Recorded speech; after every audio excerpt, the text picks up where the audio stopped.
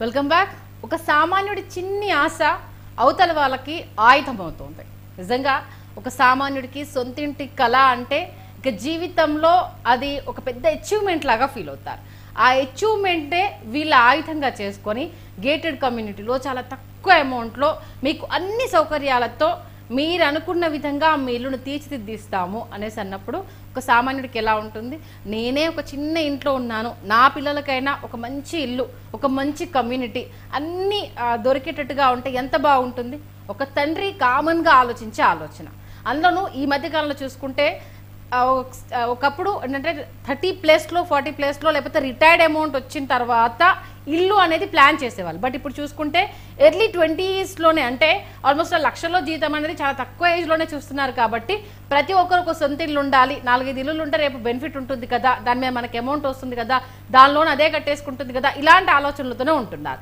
ఈ ఆలోచనే అవతల వాళ్ళకి ఆయుధం అయిపోయి పాంప్లెంట్లో వాళ్ళు చూపించేవి చూసినప్పుడు ఓకే ఇన్ని ఉంటాయా, ఇంత పెద్ద కమ్యూనిటీలో మనం ఉండబోతున్నామా, దాంట్లోనే ఇన్ని సౌకర్యాలు ఉంటాయా అన్న ఈ అపోహలోనే చాలా మంది ఉంటారు. బట్ ఫినిష్ అయిన తర్వాత దాంట్లో సగానికి సగం ఆ బిల్డర్ ఇవ్వడు అన్న విషయము, ఇంకా తీసేసుకున్న తర్వాత చేసేదేమి లేదు కదా అంటూ తప్పక ఉంటున్న వాళ్ళు చాలా మంది ఉన్నారు. మరి సిరివనంలో ఏమేమి ఉంటాయనేసి ఆశ చూపించారు. మరి అవినాష్ అన్నట్టుగా కనీసం కంపౌండ్ వాల్ కట్టలేదు, ఆర్చ్ కట్టలేదు, ఒక 16 అయితే రిజిస్ట్రేషన్ అయిపోయాయి, ఆక్యుపై చేయడానికి రెడీగా ఉన్నారంటున్నారు. మనం చూపిస్తున్న విజువల్స్ లో చూపిస్తే అయితే అంతా ఎంటీ ప్లేస్ ఉంది, ఎక్కడా పని స్టార్ట్ అవ్వలేదని క్లియర్ గా తెలుస్తుంది. మరి ఎలాంటి మోసానికి మీరు తెరలేపబోతున్నారు అవినాష్? సంధ్య, ఇందాక మీరు అడిగినటువంటి ఒక ప్రశ్నకు సమాధానం ఫస్ట్ ఒకటి, పాంప్లెంట్ లో అయితే చాలా టెంప్టింగ్ గా ఇంట్రెస్టింగ్ గా చాలా ఎలిమెంట్స్ అయితే చూపిస్తున్నారు. ఆర్చ్ ఉంటుంది, చాలా పిల్లలు ఆడుకోవడానికి ప్లే గ్రౌండ్ ఉంటుంది, క్లబ్ హౌస్ ఉంటుంది, స్విమ్మింగ్ పూల్ ఉంటుంది, రకరకాలుగా అయితే అంటే ఒక కామన్ మ్యాన్ అట్రాక్ట్ చేసే చాలా ఎలిమెంట్స్ అయితే ఇందులో కనిపిస్తున్నాయి. ఇప్పుడు మీరు చెప్పినట్టుగా చూస్తే దానికి ఆర్చే అతిగతి లేదన్నట్టుగా ఉంది. మరి ఇవన్నీ నిజంగా దాంట్లో రాబోతున్నాయా లేకపోతే కేవలం బూమ్ బూమ్ అన్నట్టు ప్రచారమేనా ఇదంతా? మనం విజువల్స్ ఆల్రెడీ లైవ్ లో టెలికాస్ట్ అవుతున్నటువంటి విజువల్స్ ప్రకారం చూసుకుందాం ఒకసారి. ఆ విజువల్స్ అన్ని మనం షూట్ చేస్తున్నాయి. ఆ విజువల్స్ లో ఇప్పటి వరకు అంటే ఆల్రెడీ ఇప్పటి వరకు వీళ్ళ అఫీషియల్ వెబ్సైట్ ప్రకారమే 203 ప్లాట్లు అలాట్ అయి ఉన్నాయి కదా. అలాట్ చేసే టైంకి అట్లీస్ట్ 50% డెవలప్మెంట్ అయి ఉండాలి. 50% డెవలప్మెంట్ పక్కనట్టండి, నాకు తెలిసి కనీసం అసలు డెవలప్మెంట్ అనేటువంటి మాటకే ఈ సిరివనం అనేటువంటి ప్రాజెక్ట్ ఏదైతే ఉందో చాలా దూరంగా ఉన్నట్టుగా మనం చూసుకోవచ్చు. మన మాట వదిలేసేయండి, మనం షూట్ చేసిన విజువల్స్ వదిలేసేయండి. ఈ ప్లాట్లు అమ్ముతున్న సమయానికి గూగుల్లో సిరివనం అని కొట్టి ఆ గూగుల్లో ఉన్నటువంటి మ్యాప్స్ దగ్గర ఉన్నటువంటి ఫోటోగ్రాఫ్స్ చూపిద్దాం. ఇవన్నీ ఎవరో అక్కడి సైట్కి వెళ్ళి చూసిన వాళ్ళే, లేదు అంటే ఆ వెంచర్ వాళ్ళు ఎవరైతే ఉంటారో వాళ్ళే అప్లోడ్ చేసినటువంటి విజువల్స్కి మనం దీన్ని క్యాల్కులేట్ చేసుకుంటే ఇక్కడ పంట పొలాలు కనిపిస్తూ ఉన్నాయి మనకి చాలా క్లియర్గా. ఎక్కడ డెవలప్మెంట్ ఉంది? ఏ రకమైనటువంటి డెవలప్మెంట్? ఇక్కడ ఒక చిన్న టెంట్ వేసి ఆ పంట పొలాలను చూపెట్టేసి వాళ్ళు ఇక్కడ ప్లాట్లు అమ్ముతున్నట్టుగా చాలా క్లియర్గా కనిపిస్తూ ఉంది కదా మనకి. ఇక్కడ ఏ రకమైన డెవలప్మెంట్ జరిగింది? ఏం చూసి ఒక కస్టమర్ని అక్కడ దాకా తీసుకెళ్ళి కేవలం ఒక పెద్ద సంస్థ పేరు చెప్పి వీళ్ళు అక్కడ అమ్ముతున్నారే తప్ప ఇక్కడ ఏ రకమైనటువంటి డెవలప్మెంట్ జరిగింది అనేది మనం చూసుకోవచ్చు. కేవలం పంట పొలాల్లో ఉన్నటువంటి ఈ కార్లు కావచ్చు, ఈ బైక్స్ కావచ్చు మనం చూసుకోవచ్చు. ఇక్కడ అంటే ప్రజలని ఎంత తెలివిగా మోసం చేస్తున్నారు వీళ్ళు అనేటువంటిది చాలా క్లియర్గా మనకు అర్థమవుతున్నటువంటి అంశం. రెండో విషయం ఏంటంటే ఇందాక హెచ్ఎండిఏ మ్యాప్లో మనం మాట్లాడుతూ మీరు ఇందాక మాట అడిగారు, బఫర్ జోను అదేవిధంగా ఏదైతే హైడ్రా వరకు ఈ విషయం వెళ్ళిందా లేదా అనేటువంటి.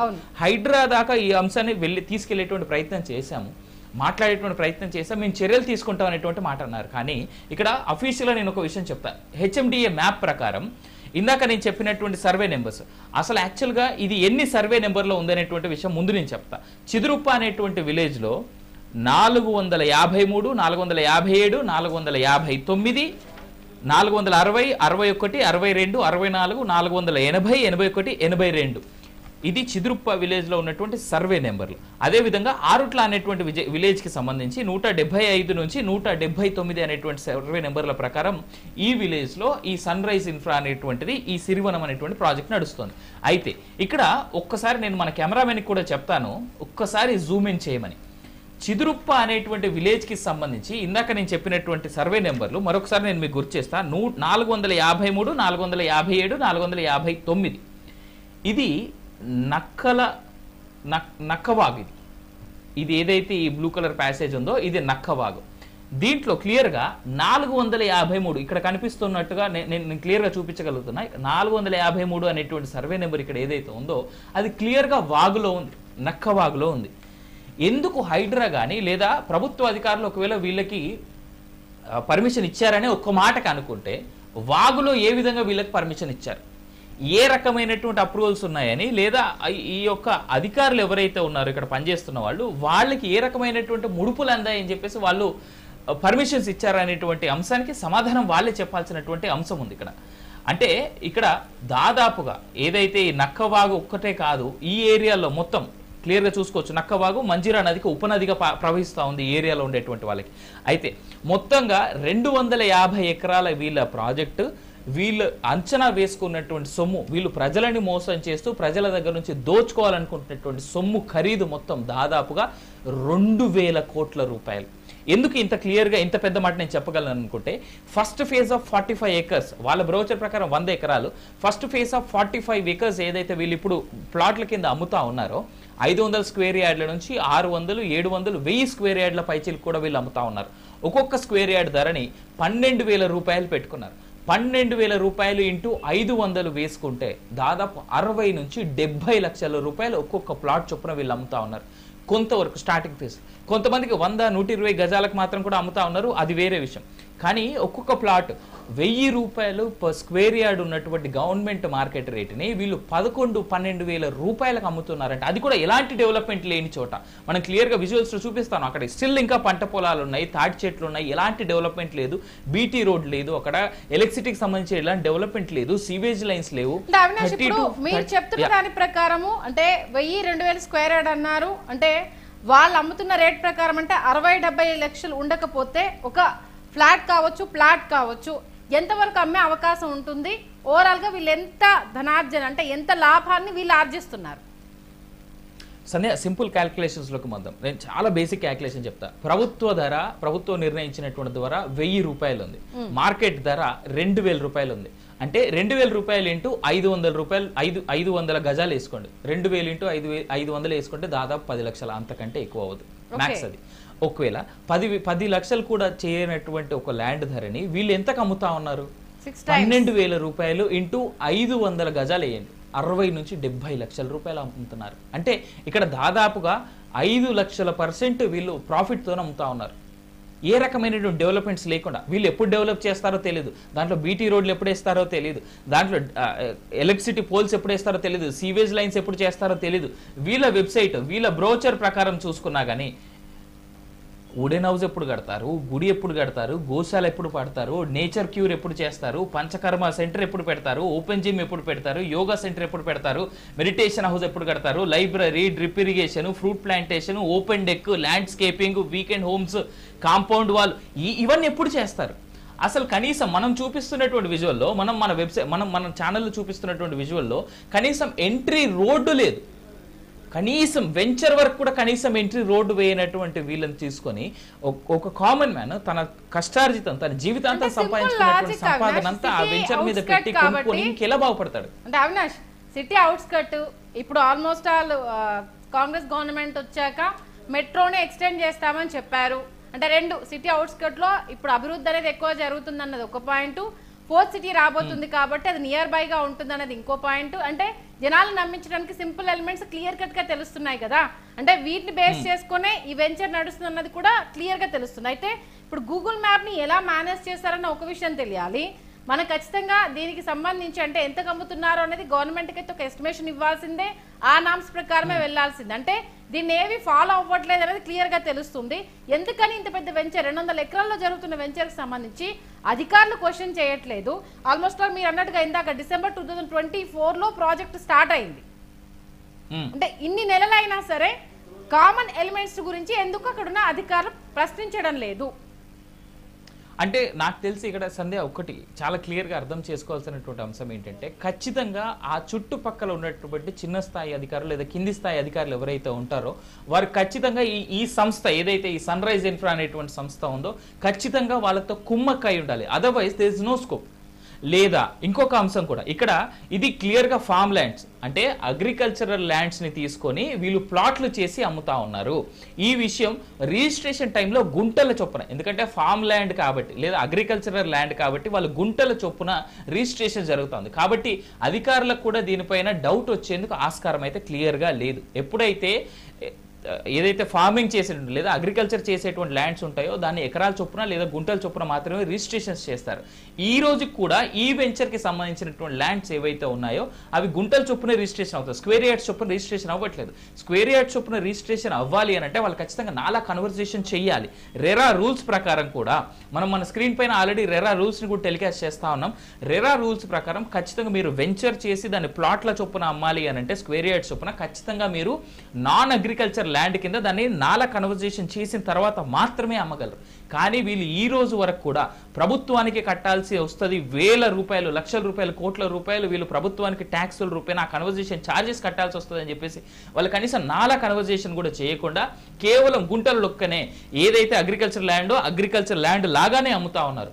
అంటే ఇక్కడ క్లియర్ ఇటు ప్రభుత్వాన్ని ఇటు ఆ స్థలాన్ని కొనుక్కునేటువంటి కామన్ మ్యాన్ని కూడా అన్ని రకాలుగా హింసిస్తూ అవమానం చేస్తూ వాళ్ళు ఉన్నటువంటి లూప్ లైన్స్, లూప్ హోల్స్ అన్నిటిని వాడుకుంటూ ఇక్కడ ప్రజలని ఇటు ప్రభుత్వాన్ని మోసం చేస్తా ఉన్నారు. సంధ్య దాదాపు 2000 కోట్ల ప్లానింగ్ ఉన్నటువంటి వీళ్ళ యొక్క ఈ ప్లానింగ్ ఏదైతే ఉందో అది చాలా క్లియర్గా చెప్పాలని అంటే అగ్రికల్చర్ అంటే పంటలు పండిస్తున్నటువంటి స్థలాన్ని ఇది ఇంకా పంట భూమి అని చెప్పేసి మాత్రమే రిజిస్ట్రేషన్ చేస్తా ఉన్నారు. కానీ ఒక క్లయింట్కి అమ్ముతున్నప్పుడు ఇది ప్లాట్ కింద మేము అమ్ముతున్నాం అనేటువంటి లెక్కన అమ్ముతున్నారు. అంటే కామన్ మ్యాన్ ఏమో ఇది ప్లాట్ అని మోసం చేస్తా ఉన్నారు, రిజిస్ట్రేషన్ చేసేటప్పుడు అధికారులేమో ఇది పంట భూమి అని మోసం చేస్తా ఉన్నారు. తద్వారా ఈ నాలా కన్వర్జేషన్ అయితే ఆ యొక్క రిజిస్ట్రేషన్ ఛార్జీల ధరలు పెరుగుతాయి. అక్కడ వాళ్ళకి ఆ రకంగా మోసం చేస్తూ ఇక్కడ ఇటు రిజిస్ట్రేషన్ ఛార్జీల దగ్గర దండుకుంటా ఉన్నారు ఈ సంస్థ. అదేవిధంగా ఏదైతే పెంచినటువంటి రేట్లు 1000 రూపాయల గజం ఉండాల్సినటువంటి లేదా 2000 రూపాయల గజం ఉండాల్సినటువంటి ధరని ఏ రకమైనటువంటి డెవలప్మెంట్ చూపకుండా వాళ్ళు 12,000 రూపాయలకి ఇప్పుడు అమ్ముతా ఉన్నారు. ఇన్ఫాక్ట్ సందా మన దగ్గర ఉన్నటువంటి సమాచారం ప్రకారం ఫస్ట్ ఫేజ్ లో ఇప్పుడు 12,000 రూపాయల పర్ స్క్వేర్ యార్డ్ అమ్ముతున్నటువంటి దీన్ని సెకండ్ ఫేజ్ లో 15 నుంచి 18,000 రూపాయల మధ్యలో పర్ స్క్వేర్ యార్డ్ అమ్మేందుకు వీళ్ళు ప్లానింగ్ లో ఉన్నారు. థర్డ్ ఫేజ్ అయితే మరీ దారుణంగా 20,000. వీళ్ళు ఇక్కడ క్లియర్ గా పటాన్ చెరువు అని చెప్పేసి రాశారు కదా, ఈ పటాన్ చెరువు నుంచి ఇందాక మనం చూపెట్టినట్టుగా చిదురుప్ప అనేటువంటి విలేజ్ కి 20 నుంచి 26 కిలోమీటర్లు 26 కిలోమీటర్లు పటాన్ చెరువు నుంచి ఉన్నటువంటి దూరం ఉన్నటువంటి సైట్ కి 10,000 12,000 పర్ స్క్వేర్ యార్డ్ అమ్ముతున్నారంటే ఏ విధంగా మోసం చేస్తున్నారు వీళ్ళు అనేటువంటి అంశాన్ని మనం క్లియర్ గా అర్థం చేసుకోవాల్సినటువంటి అంశం. మీరేమో అంత అంటున్నారు, వాళ్ళు ఇచ్చిన బ్రోచర్ లో చూస్తే 15 మినిట్స్ అనే ఉంది కదా అవినాష్. మరి ఎవరు మ్యానిపులేట్ చేస్తారు? ఇప్పుడు మీరు చెప్పేది మ్యానిపులేషన్ అనుకోవాలా, వాళ్ళది మ్యానిపులేషన్ అనుకోవాలా? మరి ఇక్కడ మనం మ్యానిపులేట్ చేయడానికి మనకు అవసరం లేదు, అదే విధంగా మనం మ్యానిపులేట్ చేసి చెప్పాల్సినటువంటి అవసరం మనకు లేదు సంధ్య. ఇక్కడ ఒక విషయం ఏంటంటే వీళ్ళ బ్రౌచర్ ని మరొకసారి మరి క్లియర్ మీకు చూపించేటువంటి మెన్షన్ చేస్తూ మిమ్మల్ని క్వశ్చన్ చేశాను నేను. అందుకోసం వాళ్ళ బ్రోచర్ లో నాకు అర్థమైంది ఎందుకంటే పాయింట్ ఇచ్చారు. అంటే ఎంత నియర్ బై మనం సిటీకి ఉన్నాము, మెట్రోకి ఎంత దగ్గరలో ఉన్నాము, ఎంతసేపట్లో మనం అక్కడ రీచ్ అవ్వగలుగుతాము, ఇక్కడ నుంచి మీరు సిటీకి వెళ్ళాలంటే ఎంత టైం పడుతుంది, వీటన్నింటిని వాళ్ళు ఇచ్చింది మరి మ్యానిపులేషన్, ఇప్పుడు మనం చెప్తుంది మ్యానిపులేషన్. ఒక్కసారి మనం క్లారిటీ ఇచ్చే ప్రయత్నం చేయాలి కదా. ఖచ్చితంగా, ఎందుకంటే అది చెప్తేనే వినియోగదారుడు మోసపోకుండా ఉండగలడు. వీళ్ళ వెబ్సైట్ ప్రకారం ఈ site close proximity to ORR exit 3 and 4 minutes from integrated residential townships, 7 minutes from Indresham, 10 minutes Patancheru bus stand. Patan చెరు బస్ స్టాండ్ వీళ్ళ వెబ్సైట్ లో వీళ్ళు పెట్టినటువంటి లొకేషనే చిద్రుప్ప చెరువు అని ఇక్కడ క్లియర్ కనిపిస్తా ఉంది. వీళ్ళ వెబ్సైట్ ఇది మనం మ్యానిపులేట్ చేస్తున్నటువంటిది కాదు. చిద్రుప్ప చెరువుని ఇక్కడ మనం చూసుకోవచ్చు. 15 minutes to ICRISAT, 10 minutes from IIT Kandi అని ఉంది. Let's go to Google Maps. Sirivanam అనేటువంటి ఈ ప్రాజెక్టు ఒక్కసారి నేను మన కెమెరామెన్ కూడా క్లియర్ గా చెప్తున్నాను. చిద్రుప్ప చెరువు ఇది, సిరివనం అని ఇక్కడ కనిపిస్తుంది ప్రాజెక్ట్, చాలా క్లియర్ గా మనం చూసుకోవచ్చు. ఇక్రిసాట్ అదే విధంగా వీళ్ళ వెబ్సైట్ చెప్తున్నట్టుగా ఐఐటి కందికి కేవలం 10 నిమిషాలు అనేటువంటి మాట అంటా ఉన్నారు.